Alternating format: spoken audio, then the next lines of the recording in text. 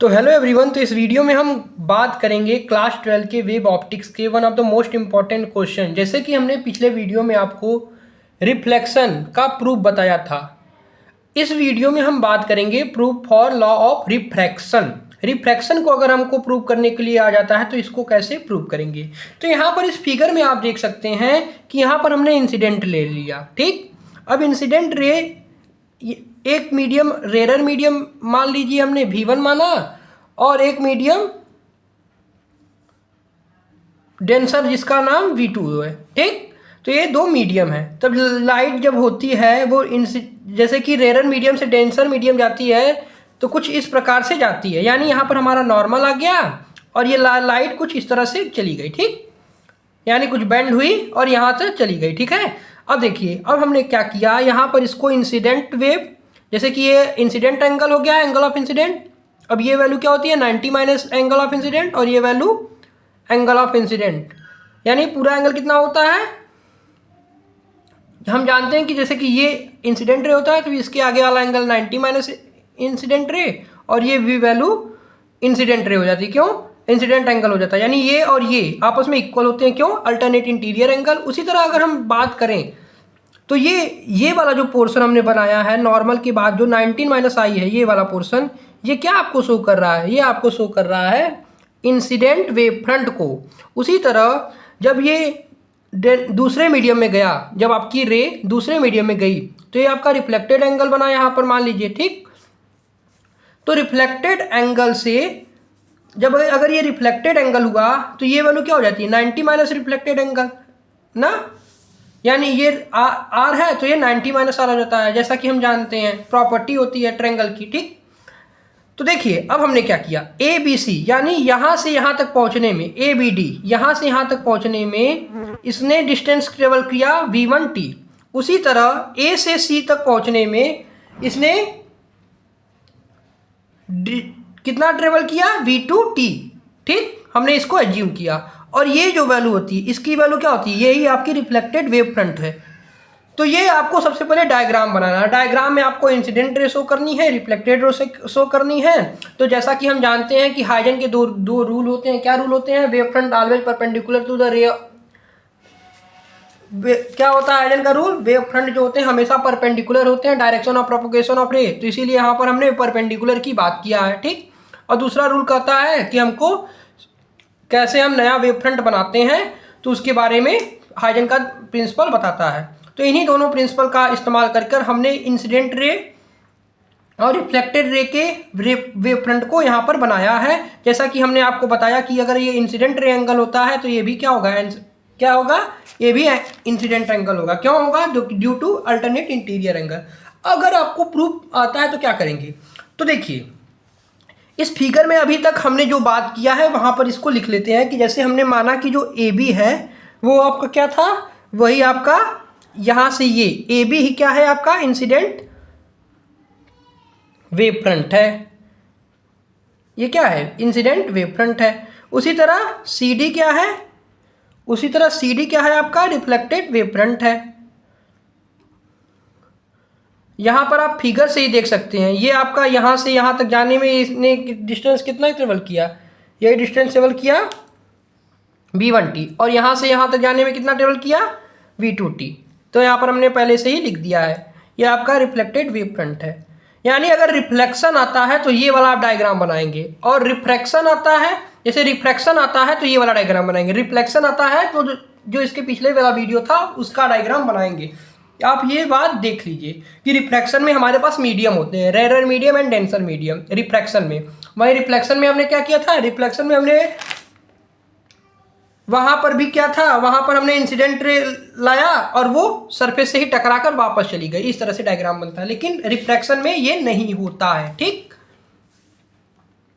तो देखिए यहाँ पर हमने लिखा कि जो ए बी है वो आपका इंसिडेंट वेव फ्रंट है और C D reflected wave front है।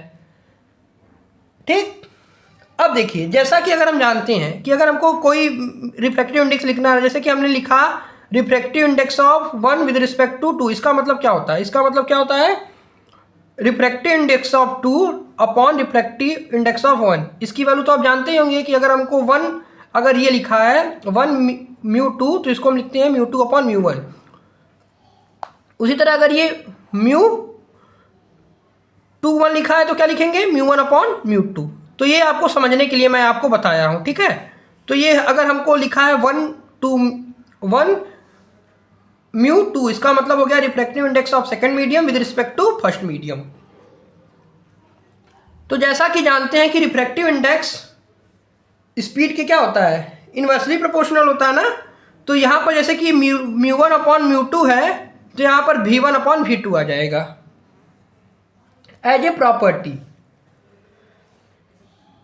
तो अब देखिए, अब यहाँ पर हम दो ट्रायंगल लेंगे ABD और ACD। अब इन दोनों को हम स्नेल्स लॉ की हेल्प से प्रूव करेंगे। तो हमने क्या लिया, ट्रायंगल लिया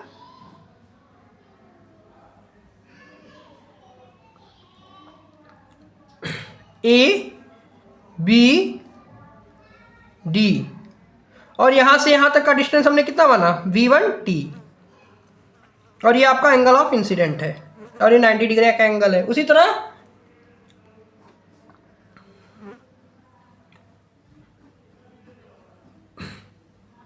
ये आपका क्या है ACD इस तरह से है ना, ये आपका एंगल ऑफ रिफ्लेक्शन है और ये वैल्यू क्या है V2T है। तो देखिए स्नेल लॉ क्या कहता है, the ratio of angle of incident मतलब साइन आई बटे साइन आर की वैल्यू क्या होती है, कांस्टेंट होती है ना। स्नेल लॉ हमको यही बताता है। तो यहाँ पर हम यह कह सकते हैं कि अगर हमको साइन आई निकालना है तो क्या लिखेंगे V1T अपॉन में AD, यानी साइन क्या होता है परपेंडिकुलर अपॉन हाइपोटेनस। तो ये परपेंडिकुलर है ये V1T और हाइपोटेनस क्या है AD है। उसी तरह अगर यहाँ पर हमको साइन R निकालना है तो ये क्या हो जाएगा, परपेंडिकुलर यहाँ पर क्या है, परपेंडिकुलर यहाँ पर है V2T और हाइपोटेनस क्या है AD। तो यहाँ पर आप फिगर में देख सकते हैं, ये देखिए थोड़ा सा टेढ़ा बन गया, ये देखिए ये है सही है। तो ये आपका परपेंडिकुलर था। तो हम जानते हैं कि साइन को अगर हमको लिखना है, साइन क्या होता है perpendicular upon base, perpendicular upon hypotenuse sine होता है ना। तो ये परपेंडिकुलर हो गया V1T और हाइपोटेनस क्या है इसका AD। उसी तरह अगर हमको साइन R निकालना है तो परपेंडिकुलर इसका हो गया V2T अपॉन AD। तो स्नेल्स लॉ अगर हम कहें तो स्नेल्स लॉ हमको क्या बताता है, the ratio of sine of angle of incident upon angle of sine of angle of reflected is equal to V1/V2, जो की वैल्यू क्या होती है कांस्टेंट, इनकी वैल्यू कांस्टेंट होती है। यही तो बताता है स्नेल्स लॉ ना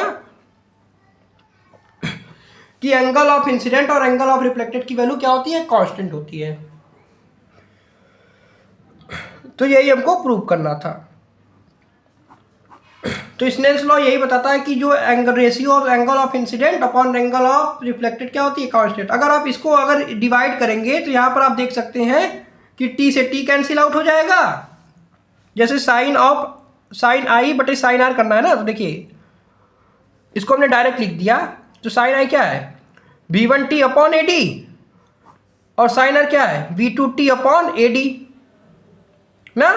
तो इसको अगर आप लिखना चाहें तो लिख सकते हैं V1T अपॉन में V2T इंटू AD से AD कैंसिल आउट हो गया और T से T कैंसिल आउट हो गया, यानी ये वैल्यू क्या आ गई साइन आई बटे sine r is equal to V1/V2 और ये वैल्यू क्या होती है कांस्टेंट होती है। यही तो हमको स्नेल्स लॉ बताता है। तो ये प्रूफ हो गया, यहाँ पर यही हमको प्रूव करना था। तो ये है proof of law of refraction. क्या है रिफ्रैक्शन का प्रूफ हमने यहाँ पर कर दिया। अब इसको अगर हमको लिखना है in terms of refractive index तो इसको क्या लिख सकते हैं, जैसा कि रिफ्रैक्टिव इंडेक्स इसका इन्वर्सली प्रोपोर्शनल होता है, जैसे यहाँ पर V1/V2 है तो ये क्या हो जाएगा μ2 अपॉन μ1। इसकी वैल्यू क्या होती है refractive index of second medium with respect to first medium, refractive index of first medium with respect to second medium. ये इस तरह से हमने इसको लिख दिया, ठीक है। तो यही था proof of law of refraction. तो यहाँ पर आप देख सकते हैं कि हमने कैसे प्रूव किया, स्नेल्स लॉ की सहायता से हमने इसको प्रूव किया। यहाँ पर साइन की वैल्यू, जैसे कि साइन अगर हमको निकालना है तो इसकी वैल्यू क्या होती है परपेंडिकुलर अपॉन हाइपोटेनस। तो इस फार्मूले का इस्तेमाल कर हमको यही प्रूव किया है। तो आई होप ये वीडियो आपको पसंद आया होगा। अगर आपको वीडियो पसंद आया है तो इसको लाइक कीजिए, शेयर कीजिए, सब्सक्राइब कीजिए। थैंक्स।